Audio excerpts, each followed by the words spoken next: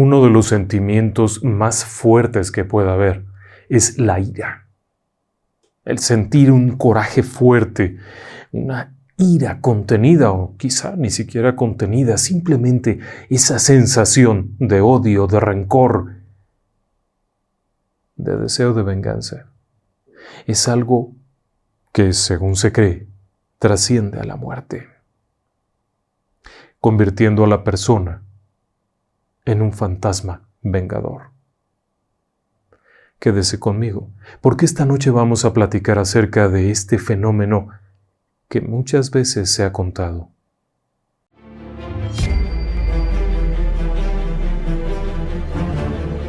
Relatos del lado oscuro. Fantasmas. Seres extraños. Sucesos inexplicables. Perversidad humana. Historias que otras mentes prefieren ignorar.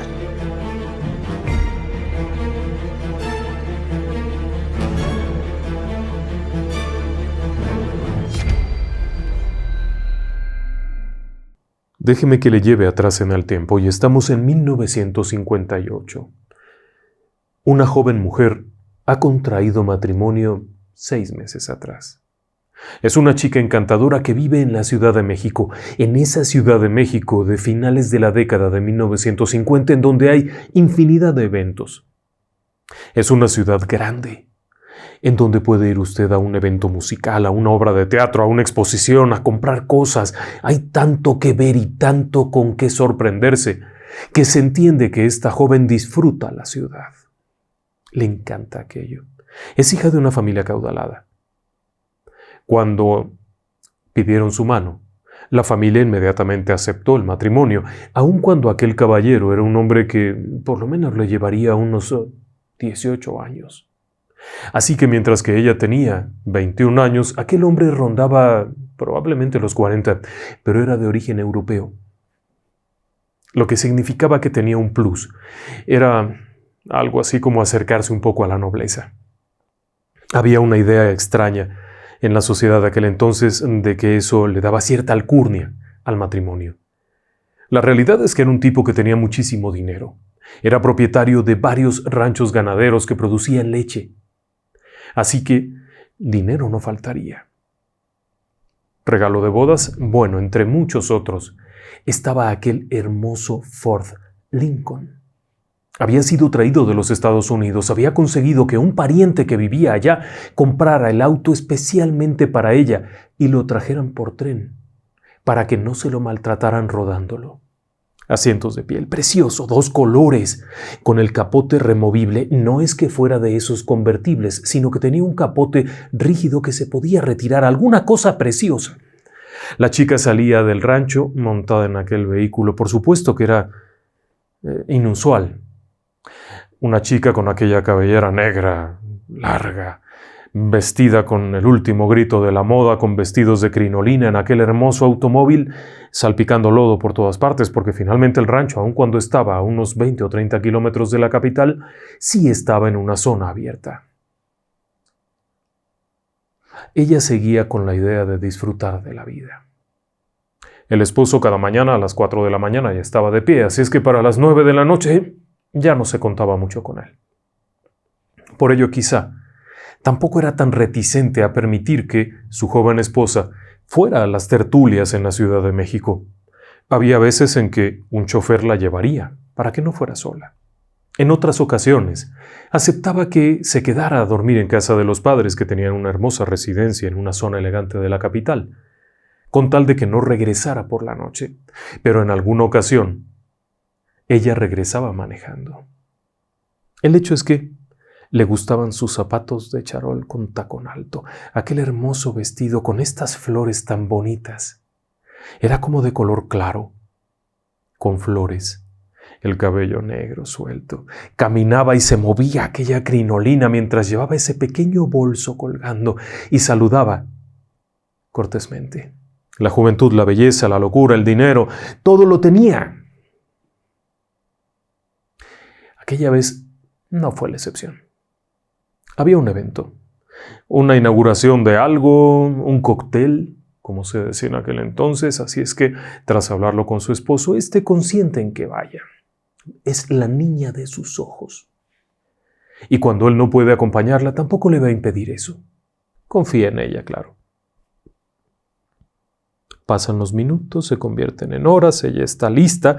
Cuando sale, es imponente. Monta en su automóvil al que le han colocado el capote el techo, para que no se moje si es que llueve. Pinta para que vaya a llover muy fuerte, por lo que el esposo sale corriendo y le dice: Margarita, por favor, quédate en casa de tus padres. No regreses hoy, no te preocupes, no regreses hoy, quédate allá porque además no está Eusebio. El chofer era don Eusebio. Todo el mundo le decía Chevo. Un señor ya grande que era de mucha confianza. No está Eusebio, no hay quien te acompañe. Ella dice que está bien y se marcha. La cosa está muy bien. Aquella fiesta, aquel evento, cuando entra al salón, bueno.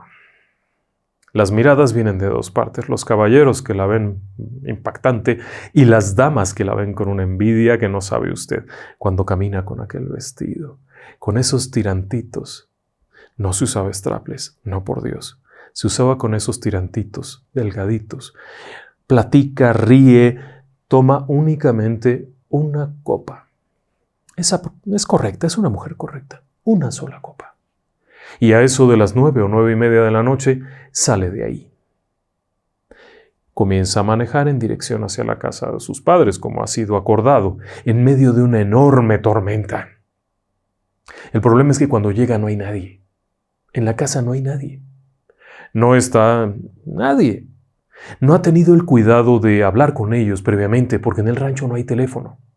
Así es que a veces viaja a la ciudad y desde por ahí les marca, pero ella creyó que sí iban a estar y bueno, tú y yo, se da cuenta que ha cometido un grave error y que probablemente no vuelvan esa noche. Algo le habían dicho de que tenían un viaje planeado. Preocupada, en medio de una tormenta espantosa, decide volver al rancho. No son más de 40 minutos manejando, si acaso 50. No es tanto el riesgo. Monta en su hermoso automóvil, sintoniza la radio y comienza a manejar. Las calles de la Ciudad de México en 1958 no tienen todo el tráfico aquel que la caracteriza, por lo tanto se avanza rápidamente en dirección hacia el norte. Unos minutos después comienzan a hacerse menos frecuentes las grandes construcciones y comienzan a volverse escasas, conforme avanza en dirección hacia la vieja carretera que da hacia Cuautitlán. Por allá, la zona está solitaria. Es una carretera larga, tranquila. Únicamente de vez en cuando algún transporte público que llega a cruzar, alguna cosa que se atraviesa en el camino y después salirse del camino porque los últimos kilómetros del recorrido son en un camino de terracería cubierto de árboles. De día es hermoso. A un lado corren los canales de riego, del otro lado hay maizales, sembradíos de alfalfa y estos grandes árboles que cubren todo, pero de noche se vuelve un poco extraño. Y cuando caen los relámpagos y empiezan a hacer aquellas luces, obviamente esta chica jovencita comienza a sentirse espantada, comienza a sentir miedo. Y es lógico, va sola manejando en una carretera en donde además se cuentan un montón de historias de fantasmas. Y pronto, muy pronto, el radio, ese radio en donde venía escuchando su música favorita, ya no se escucha. Ha salido del alcance. El radio AM tenía un alcance muy limitado y por lo tanto ya no hay más que estática, por lo que estira la mano y apaga el radio. Se centra en su volante, pero al mismo tiempo siente como el auto se mueve porque el camino es de terracería y hay fango, temerosa por los relámpagos, la oscuridad, la lluvia. Comienza a acelerar. Quiere llegar pronto, lo más pronto posible. Comienza a acelerar y se da cuenta que cuanto más acelera, más giran las llantas y el auto gira para acá, gira para allá, en medio de aquel barrizal y está a punto de irse al canal cuando de pronto frena, el auto da un vuelco completo y sale disparado en otra dirección, en donde casualmente en ese momento hay un hombre que va pasando. Alguna persona de campo, alguien que venía regresando de correr el riego en las milpas, algo. Un hombre que va caminando con algo a un lado. No sabe si es un burro o algo, pero lleva alguna cosa a un lado. El hecho es que al terminar de girar y frente a ella aparece aquel hombre y no hay mucho tiempo para reaccionar. En cuestión de un 2x3, el hombre está en el aire girando y termina golpeando duramente en el cofre del auto, el capó, para después golpear en el vidrio, rompiéndolo, dejando una horrible marca de la propia sangre de aquel individuo que acto seguido rueda y cae por un costado, mientras ella intenta recuperar el control y seguir marchando a toda su velocidad. Horrorizada, minutos después llega al rancho. Cuando suena la bocina, el esposo baja corriendo. La casa del rancho es una casa de esas de antes. Hay una enorme puerta y se entra. Al fondo hay caballerizas, hay establos, hay avíos. El marido baja corriendo y se da cuenta de lo que ha ocurrido. Es obvio, no sabe por qué está ahí su esposa. Esperaba que estuviera en casa de los padres, pero ahora al ver el auto con aquellas señales, es obvio que acaba de atropellar algo. Sin mediar palabra, mete el automóvil. Lo lleva al fondo, en donde hay unas caballerizas y en donde está todo el montón de pajas y de cosas. Acto seguido regresa y cierra la puerta. La joven está en una crisis de nervios. Cuando logra hacerla entrar a la casa, le ofrece una pequeña copita de anís para que se tranquilice. Después, le ofrece una de brandy, algo para que se tranquilice porque las manos tiemblan. Aquella mujer termina por confesar que arrolló a un hombre allá en el camino. El esposo es un viejo lobo de mar, es un hombre que ha sobrevivido a muchas cosas. Ha sobrevivido incluso a la guerra y sabe que a veces es mejor callar, o por lo menos eso es lo que él interpreta como mejor, callar, que enfrentar la realidad.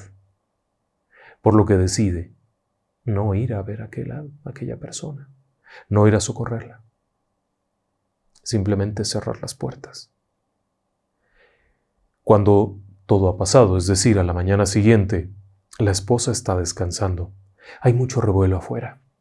Los trabajadores han encontrado el cuerpo. Lo había logrado aventar a un costado en la zanja en donde corre el agua. Nadie vio nada.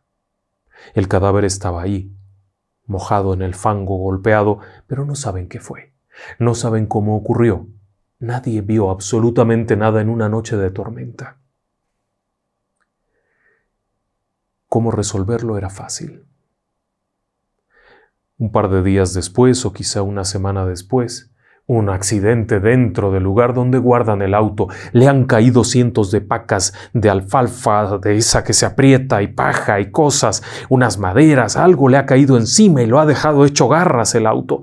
Ha tenido cuidado de lavar previamente cualquier rastro de sangre, de tal manera que cuando llama al encargado del almacén para insultarlo y ofenderlo, y jalarle las orejas, porque ¿cómo es posible que haya acomodado tan mal todo que le cayó encima del auto de su esposa? Nadie se molesta en preguntar si aquello era real o no. Un rato después llega un vehículo que saca el automóvil, lo traslada y nunca más vuelve. Unas semanas después, la señora tiene un auto nuevo. Es otro coche, esta vez no mandó traerlo a Estados Unidos, simplemente es un auto muy bonito, de color azul a 2 tonos. Ella no quiere manejar, por supuesto. No ha dicho nada a nadie, ni a sus padres, ni a sus amigas, ni a sus conocidos. Se hace extraño que ya no vaya a la ciudad, ni nada de esto. Tiene miedo. Se le ha quedado grabada aquella imagen del hombre en el aire cayendo encima del vidrio, aquel que cubre el frente del auto para después rodar la mancha de sangre, todo aquello escurrido con la lluvia. El sonido del impacto, de las cosas que se rompen en el auto y de los huesos que se quiebran mientras contacta el vidrio. Pero por supuesto, los días siguen pasando y por ahí se corre el rumor de que a ese hombre lo mató un camión que iba como loco saliendo del pueblo. Vino el comandante de policía a preguntar y nadie supo decir nada. Algún tiempo después vino un juez a investigar un poco, pero tampoco hubo nada. No se tenía ni un solo testigo y se pensó que había sido un camión el que lo había matado por el grado de daño. Al paso de algunos meses la situación se ha olvidado. Bueno, por lo menos ha pasado ya. Así que cuando llega aquella invitación, la tentación es fuerte. Es una invitación para asistir a una magna ópera en el Palacio de las Bellas Artes, en el centro de la capital. El problema es que su esposo no puede acompañarla. De hecho, exactamente ese día él no va a estar. Va a estar en el estado mexicano de San Luis Potosí, atendiendo un negocio en otro de sus ranchos que tiene por allá, por lo que no va a estar.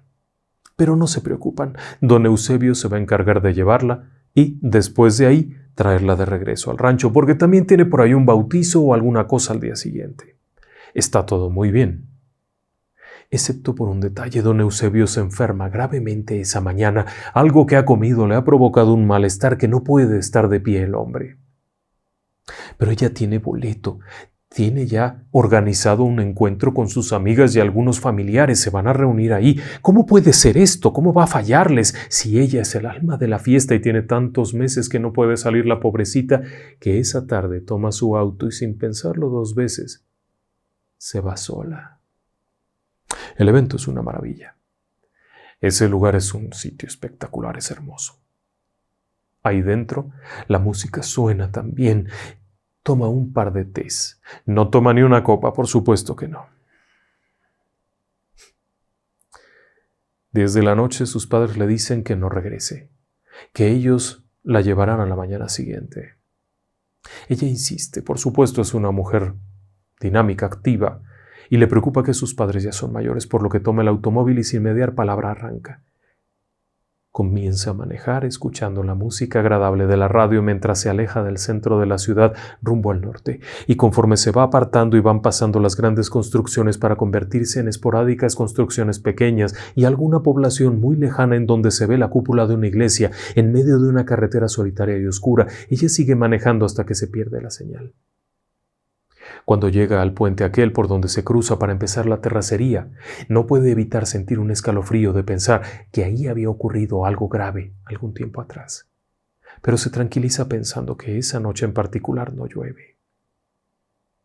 Avanza tranquilamente con su auto nuevo que todavía tiene ese peculiar olor de los asientos de piel de los años 50, aquel olor peculiar, agradable, no el olor a nuevo del plástico, sino de los asientos de piel. Continúa manejando suavemente mientras el automóvil se bambolea mientras pasa los baches, cuando de pronto detrás de ella, justo detrás de ella, en el vidrio de atrás, comienza a verse algo. Pudiera pensarse que es la tolvanera, el polvo que se levanta mientras descuidadamente avanza a más de 60 kilómetros por un camino de terracería. Pero por momentos le parece que esa tolvanera que se vuelca atrás del automóvil cobra una forma peculiar mientras ella sigue manejando y sigue viendo por el espejo. Constantemente sigue viendo por el espejo, constantemente, hasta que llega un punto en el que aquello deja de parecer una tolvanera que se está arremolinando atrás del auto para convertirse en un rostro. Un rostro, una cara de un varón que la está mirando fijamente. Son rasgos de una piel oscura, de una piel morena, con unos rasgos que denotan ser una persona originaria de la región y además una persona mayor, probablemente un hombre de unos 50 y tantos o 60 años. Puede distinguir algunas facciones mientras aquellos ojos vidriosos de una apariencia extraña le miran fijamente desde atrás. Ella no puede quitar la vista del espejo, entra en pánico, obviamente entra en pánico y empieza a acelerar alocadamente porque conforme se va dando cuenta aquella cara comienza a distorsionarse cada vez más, las facciones van dejando de ser las facciones de una persona en vida para convertirse en lo que ella vio en el último instante que la cabeza golpeó al vidrio, ensangrentado, fragmentado, con las mejillas extrañas como rotas, con los ojos medio salidos, el cabello revuelto, sangrante, está pegado allí y alcanza a ver las manos, cómo pegan contra el vidrio al tiempo que ella acelera alocadamente. Hasta llegar al rancho, cuando llega bien enferma, literalmente bien enferma. Vuelve el estómago, mareada. Pasaría el resto de la noche en un grito, durmiendo en una cama junto a la empleada, que hacía el servicio de la casa. No podía estar en su habitación a solas. Los días siguientes fueron de espanto, tuvo que venir su familia por ella. No podía estar en ese lugar, no podía dormir, no podía caminar de un lado a otro sin sentir un nerviosismo extraño, pero nunca se atrevió a decir qué era lo que había ocurrido. Pasan los días y se recupera un poco. Cuando vuelve el esposo de San Luis Potosí, ella vuelve a la casa del rancho, le platica lo que vio esa noche. El hombre le dice que eso es parte de la fantasía, de lo impactante que vivió, del terror que vivió, del susto, que no tenga esa preocupación, pero que en los siguientes días él se encargará de llevarla. Le ofrece una disculpa por el descuido que ha tenido. Además, por ahí en esos días llega una noticia especial. Ella está esperando bebé. Así que eso es motivo de todo lo que se puede imaginar. Cuando el esposo se entera, manda a traer un montón de cohetes y hace un evento, una fiesta con los trabajadores para anunciarlo. Como si realmente les importara a ellos. Ellos querían su sueldo y punto. Pero bueno, hace un pachangón. Van de visita con los abuelos allá, la celebración, la noticia, habrá que preparar todo, los días que esté allá, todo está muy bien. Cuando vienen de regreso, ella viene tranquila, confiada. El esposo maneja y es un hombre que sobrevivió a la guerra. Vamos, sobrevivió a la guerra. Así es que probablemente tenía un temple muy firme, un temple de acero, porque además delante de él había desfilado a más de uno al que le había quitado la vida. Nunca hablaba de eso, pero había salido huyendo por alguna razón. Así es que tenía cuentas pendientes. Era un tipo de sangre fría, así de fácil. Conforme van avanzando, y usted ya sabe la ruta hacia el norte por la carretera solitaria, dan la vuelta en el puentecillo aquel y comienzan a caminar por el camino de terracería. Ella simplemente se acurruca a un ladito. Es un auto muy amplio y disfruta de sentirse acompañada. Están en movimiento cuando de pronto el esposo levanta la mano y sin decir una palabra, golpea el espejo retrovisor, lo gira para otro lado. Ella se voltea a verlo y le pregunta qué ocurre. Nada. ¿Pero por qué golpeaste el espejo? Nada, pensé que estaba sonando, pensé que estaba flojo y sigue manejando. Un instante después, hay un pequeño espejo de vanidad. Es un detalle curioso de estos coches. Está sobre el tablero, de alguna manera puesto como para que la dama acompañante pueda acercarse y se confeccione un poco el peinado y se ajuste el maquillaje, pero de nueva cuenta, le provoca alguna reacción que lo golpea. Y sigue manejando. Ella, espantada, le dice, ¿qué está pasando? ¿Qué está pasando? ¿Qué ocurre? Nada. Acuéstate, recárgate. Y el hombre sigue manejando. Ella le toma del brazo y siente evidentemente que algo no está bien, al sentir cómo el vello del brazo, era un hombre muy velludo, se hace como piel de gallina. Ella lo siente y se da cuenta que algo no está bien. Levanta la cabeza y mira para atrás. Y justo en el instante en el que mira para atrás, está otra vez el rostro ensangrentado, deforme, cortado, roto de aquel hombre que está pegado en la ventana. Tal como ella lo vio en el momento en el que lo atropelló y aquel hombre giró en el aire y golpeó el vidrio así, con ese aspecto. Son unos instantes. Ella pierde el conocimiento. Unos 2 días después reacciona, despierta. Está en una clínica, no está en casa. Su esposo está con ella, sus padres están con ella. Ha perdido el bebé. Tal fue la impresión que ha perdido el bebé. O por lo menos eso es lo que se pensaba. Ella sigue terriblemente espantada y le dice a su esposo que qué fue lo que pasó, que qué fue lo que pasó. Aquel hombre le dice, nada, no lo sé. Tuviste un problema y eso es todo. Pero eso no era cierto. Aquel hombre también lo había visto esa imagen allí. De acuerdo a lo que se contaba, aquel caballero comenzó a indagar por aquí y por allá. ¿Quién era aquel hombre? ¿Quién era el muerto? Había un problema grave. No era ningún campesino que regresaba de correr el riego en las milpas. No era ningún arriero que venía después de amarrar animales por ahí o de llevarlos a entregar. Era un brujo. Un hombre que se dedicaba a hacer trabajos de brujería, que se dedicaba a hacer hechicería. Todo el mundo lo conocía como el brujo. Y esa noche casualmente venía de regreso de un viejo cementerio que estaba a unos kilómetros de ahí. Y lo que llevaba, colgando de un pequeño burro, de un burrito que iba con él, era un saco en el que había colocado algunos huesos. Poca gente sabía ese detalle. ¿Quiere que le diga algo? Poco tiempo después, ese rancho en particular fue vendido. Nunca más volvieron, ni él ni ella, nunca más volvieron. La mujer no acabó muy bien. Según se cuenta, terminó sus días internada en un pabellón del Hospital Español de la Ciudad de México, un lugar en donde se atendía a las personas con problemas mentales. Se volvió una anciana en poco tiempo. Cabello emblanquecido, la piel arrugada. Nada que ver con aquella joven radiante de los vestidos con aplicaciones. Convertida en nada terminaría sus días. El esposo por su cuenta también. Muy pronto y debido a la mala vida, al tabaco, al alcohol, la comida grasosa, terminaría sus días. Durante muchos años, sin embargo, otras personas aseguraban ver a aquel hombre que caminaba y de pronto se te pegaba y te acompañaba, pegado a tu ventana, en el estribo, en el vidrio de atrás, como si fuera acompañándote. El propio don Eusebio, quien muchos años después sabría de esta historia y la contaría a sus hijos para darles una idea de lo que pasaba, habría vivido un encuentro con aquel ser de oscuridad. Un fantasma vengativo.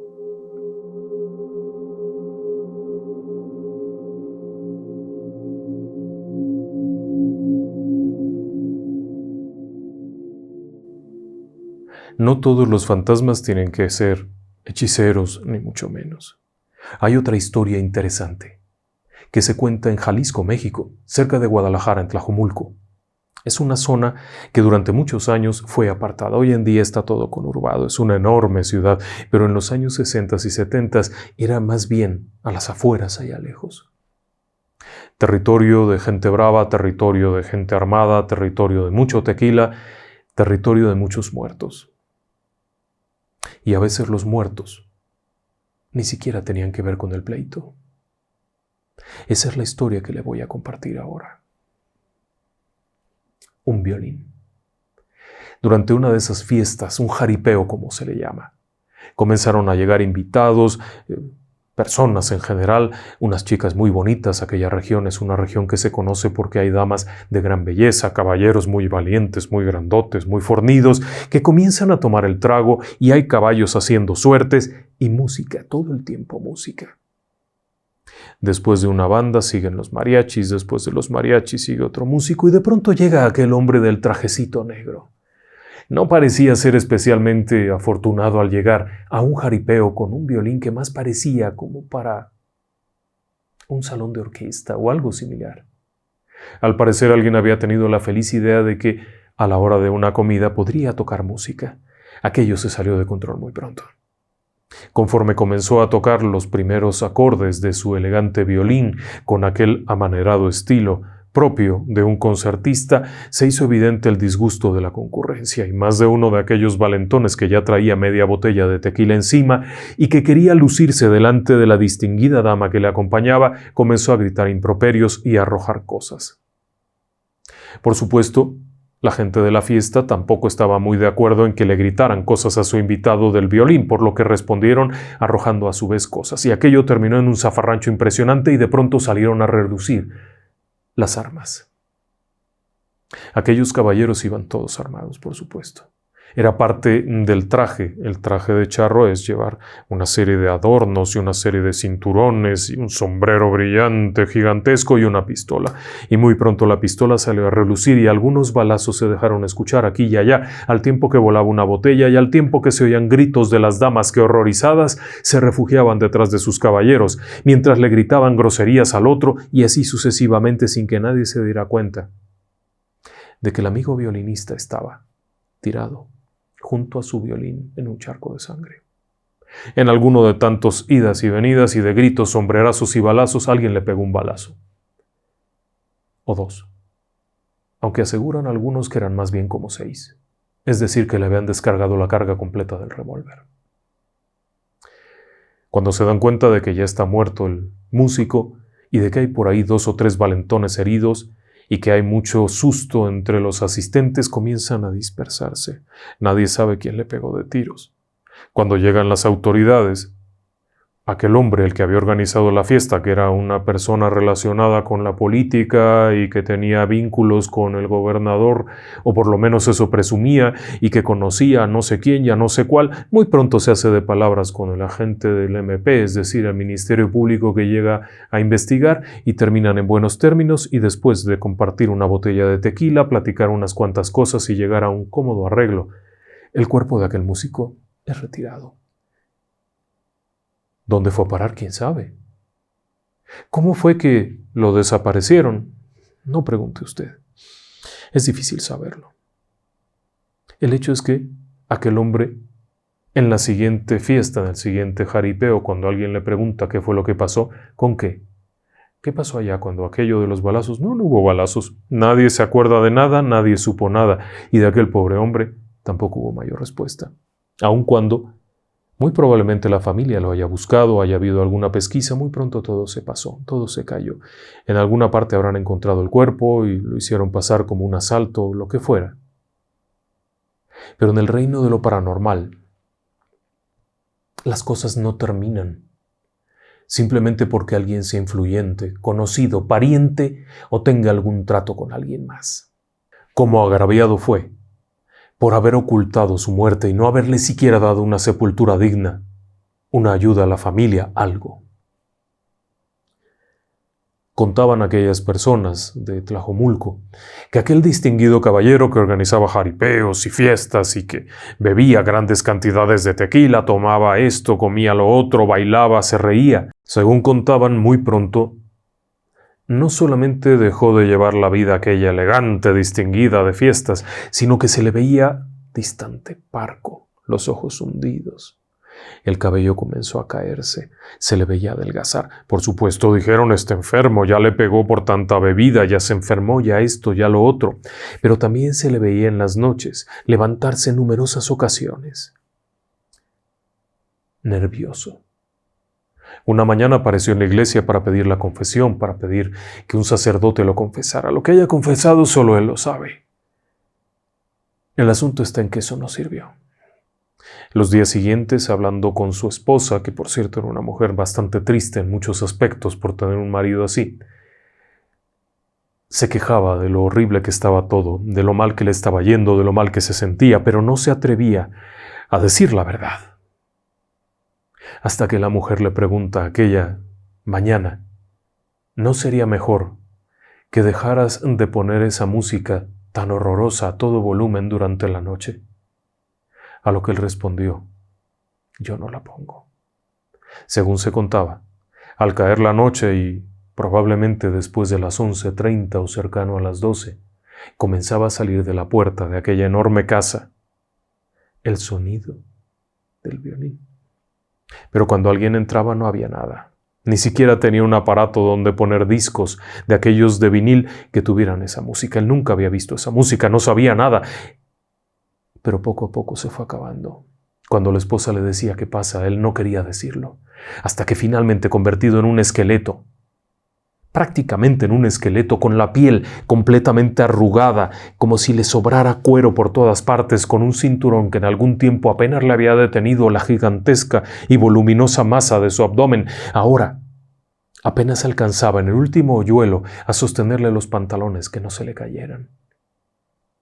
Confesó que cada noche, desde hacía mucho tiempo, es decir, meses atrás, al caer la oscuridad y cuando intentaba dormir, venía aquel pariente, aquel sujeto, el músico, a reclamarle que no le hubiera dado cristiana sepultura, que no le hubiera dado ayudas a su familia, que ni siquiera le hubiera dado el beneficio de tener una tumba con su nombre en donde alguien le llorara.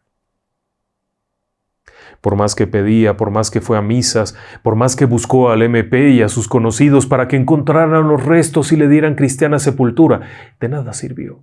Hay quienes aseguran que sí encontraron el cuerpo, que lo habían ido a aventar por ahí en alguna parte y lo pudieron enterrar, pero no sirvió. No sirvió porque estaba desquiciado. Alguna noche gritaba desesperado, quítalo, quítalo, que no entre.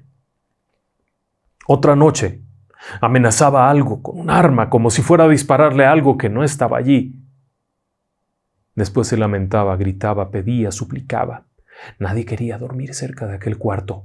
La esposa, algunos de los hijos, la nuera, se fueron al otro extremo de la casa, una casa de esas enormes que ocupaba media manzana de una parte de la ciudad, y se fueron al otro extremo para no oírlo, para no verlo. De nada sirvieron las medallitas, de nada sirvió la estampita que le llevaron, el curandero que fueron a traer de no sé qué parte de la sierra. Contaban que cuando aquel tipo, el curandero, llegó, lo primero que dijo fue: yo no puedo hacer nada. Échale algo, reza, haz algo. No puedo, no se va a ir. Y si intento hacer algo, se irá conmigo y no quiero llevármelo. Andas cargando un muerto, pero tú solo te lo pusiste. Ese no te lo puso nadie, yo no te puedo romper eso porque tú te lo pusiste. Se dio la vuelta, agarró sus cosas y se fue. La última noche que estuvo con vida, aquel hombre gritó, suplicó, golpeó las paredes, tiró cosas. Y entonces se escuchó el balazo. No pudo más. Se quitó la vida. Hay quienes aseguran que todavía, muchos años después, le estoy hablando de que esto pasó en los 70s del siglo pasado, 1970, mucho tiempo después, nadie quería estar en esa parte de la casa, porque todavía en las noches, cuando alguien llegaba con la feliz idea de quedarse a dormir ahí, a mitad de la noche se comenzaba a escuchar el violín. Ese horrible sonido de violín.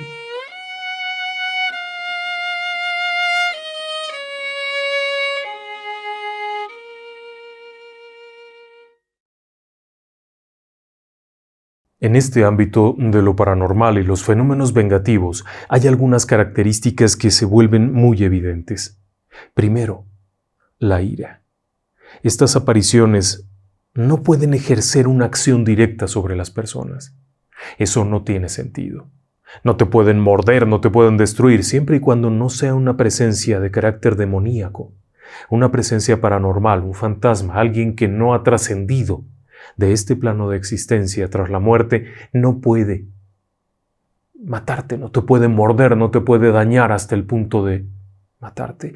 Pero la ira sí se puede estar ahí sintiendo esa serie de ideas que te van dañando. La presencia, el peso de la presencia, la energía negativa te va acabando. No importa lo que seas, no importa qué tan malo hayas sido o seas, el daño que te genera esta ira que proviene de alguien que ya desencarnó, de alguien que no puedes defenderte, el miedo comienza a volverse real. Sí, aún el más valiente, aún el más bravucón, aún el más forjado en los peores momentos puede llegar a sentir miedo de que eso esté ahí, porque no lo puedes evitar. No es el miedo al perro bravo que te va a atacar, no es el miedo al ratero que te intenta asaltar, no es el miedo al enemigo, es un miedo que va más allá. Porque quizá lo que está en juego es tu alma misma. O más bien, eso que estás viendo viene a avisarte cuál va a ser tu futuro. Por todo lo que llevas a cuestas. Hay personas que llevan tras de sí tantos de estos muertos que cuando sea su turno, bueno, ya sabe usted qué esperan. Y ahí viene esta historia. Y esta historia nos la platicó el hijo del protagonista. Hace algún tiempo, probablemente entre 1968 y 1980, aquel hombre vivió una experiencia tremenda. Sí, lo reconocía. Sabía que no era apropiado, sabía que había hecho mal, había querido dejarlo atrás, pero en algún tiempo había sido halcón. Durante un periodo de tiempo conocido como la Guerra Sucia en México, todo el mundo sabía que este era un halcón, era un matón, era alguien a quien le encomendaban infiltrarse, meterse entre los grupos subversivos que había en México y entre los grupos que no eran subversivos, simplemente chamacos revoltosos de preparatorias, de universidad, meterse, escuchar, ver quién era quién y después agarrarlos y desaparecerlos. Así pasó en México. Eso es una realidad histórica que ocurrió en este país y este era uno de esos. En aquel entonces era joven.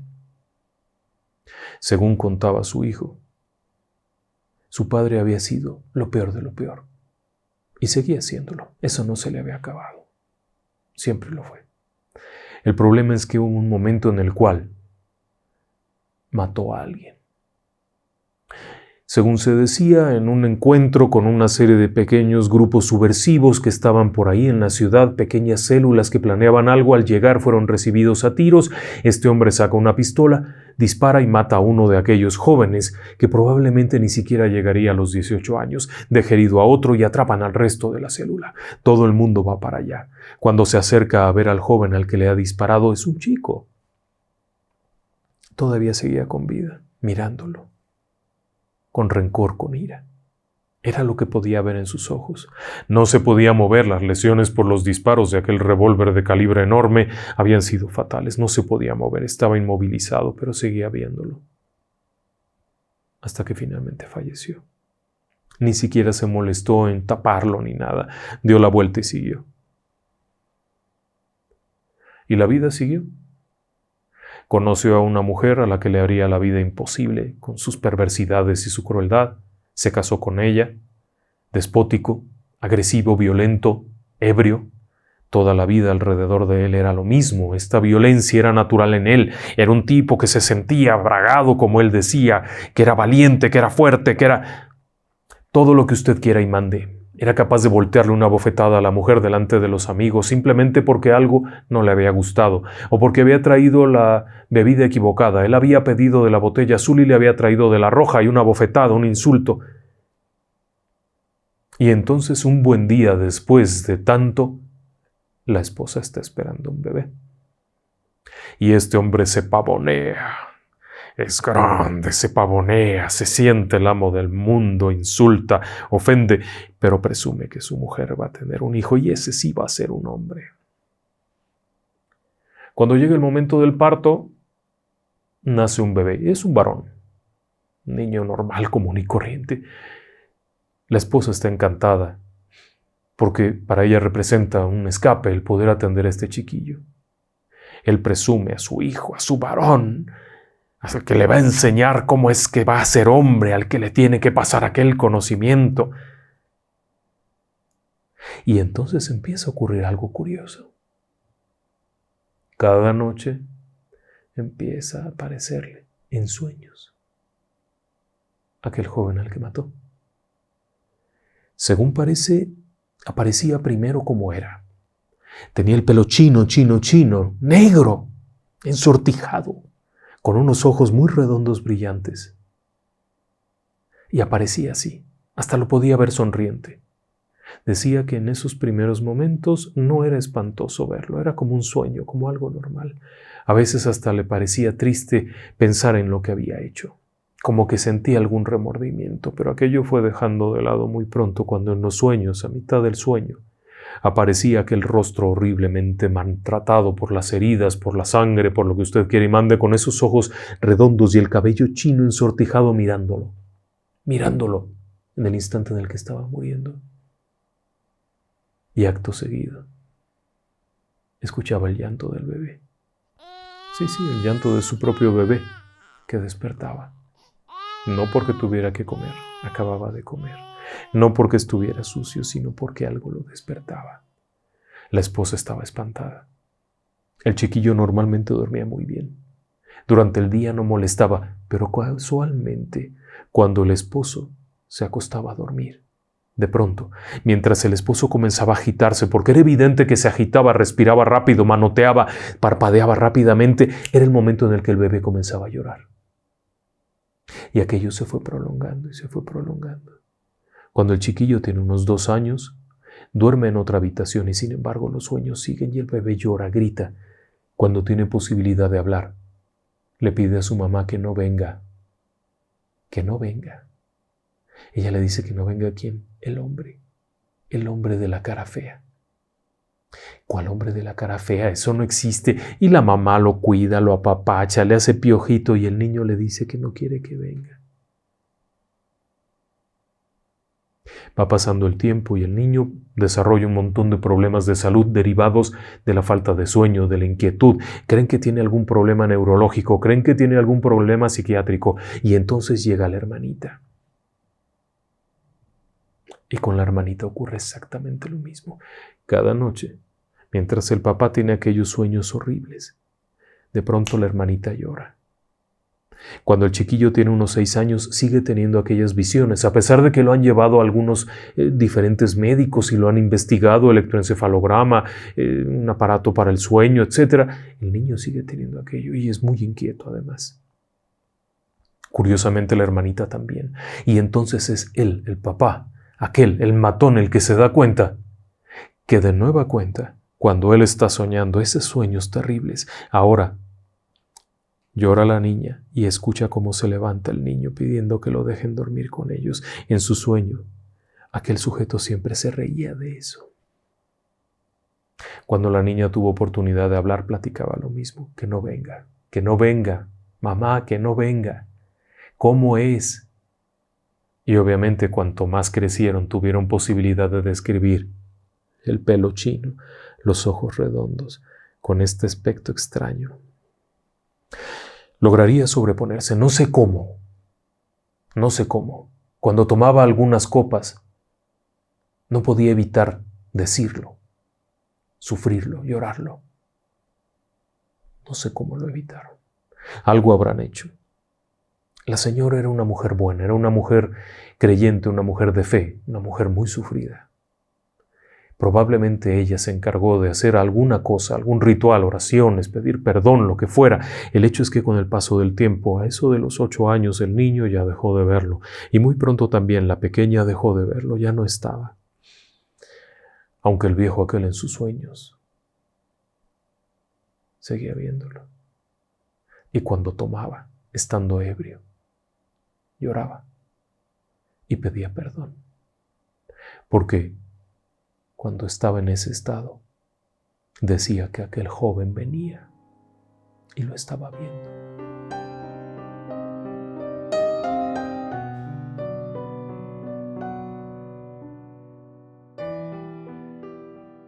Y bueno, ahora si me lo permite y para que pueda usted dormir tranquilo o tranquila, déjeme que mande algunos saludos y felicitaciones. Primero que nada vamos a felicitar a Tania Jimena Durán Méndez. Ella ha cumplido años hace un par de días y es una chiquilla estupenda. Su padre le tiene un cariño enorme, le manda un abrazo muy fuerte, una felicitación y le externa todo su orgullo. Su papá es Raúl Durán y le dice que es una estrella. Que siga adelante, está orgulloso de ella. Luego tengo por aquí a Giselle. Giselle tiene 14 años, está empezando la vida, qué barbaridad. Y su mamá, Marina Alcalá Nájera, le quiere decir que está muy orgullosa de ella, que la considera una chica increíblemente inteligente, dulce y con un futuro muy prometedor. Que siga así. Le mando un gran abrazo. Y luego por aquí tengo a José Alejandro. Él está cumpliendo años y está en Paraná, Argentina. Él es un policía de Entre Ríos y es un fiel seguidor del canal y nos da mucho gusto que nos acompañe. Desde aquí le deseamos mucha protección, mucha sabiduría, mucha fuerza y mucha inteligencia. Feliz cumpleaños, que sea todo el año. Y aquí tengo a Dana Montoya y su tía Karen. Ellas están en Zacatecas, México, y nos acompañan juntas. A su tía le da un poco de miedo aquello que digo de que descansen en paz. Por eso esta noche le voy a decir dulces sueños. Un abrazo a ambas, gracias por acompañarnos. También por aquí tengo una felicitación para Aquiles Paz, que nos acompaña siempre, para Luis Martínez Pérez, para la mamá Mabel, de parte de Natalia Ruiz, que también le mando una enorme felicitación y un gran abrazo. Muchas gracias a todos por sus cumpleaños. Habrá oportunidad alguna vez de compartir un pastelote con todos. Por aquí le mandamos un saludo muy cariñoso a Mario Abel Suárez y su mamá Rosa Cejas. Altair, que está en Costa Rica y desde allá nos acompaña. Sonia Sanabria.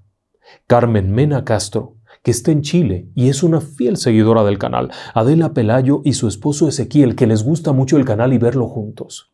A veces lo platican, lo que hemos hablado al final. Susi Salk y su hija Sandra, que están en California.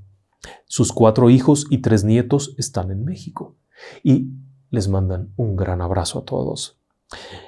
Juan Vega fiel seguidor que siempre anda por ahí, María Gabriela Cruz Zúñiga, sus hijos Juan Pablo y Bruno de 10 y 11 años que ya escuchan el programa. Hay veces que sí, hay veces que mejor no. Téngalo presente. Nadji Varela Torres saluda a su hijo Jaime Andrés López Varela, que está en Virginia, en los Estados Unidos, y ella está en Colombia, y desde allá le mando un fuerte abrazo, mucho éxito en lo que esté usted haciendo. Verónica Fiore y su esposo Jonathan Hermoso, que es un ser excepcional. Oiga, qué bonito. Qué padre forma de pensar acerca de su esposo. Les mandamos un abrazo a ambos. Gastón Cicerone, un saludo. Él trabaja en una pollería, es su pollería, es su negocio. Le deseamos mucho éxito. Échele muchas ganas. Edith Rangel saluda a su hija Naomi, a su nieta Zulem y a su hijo Ulises, que está cumpliendo 16 años y le está echando muchas ganas a la preparatoria. Nada más no olvides también, Ulises, diviértete un poco. Se vale. Hay que echarle ganas y divertirse un poquito.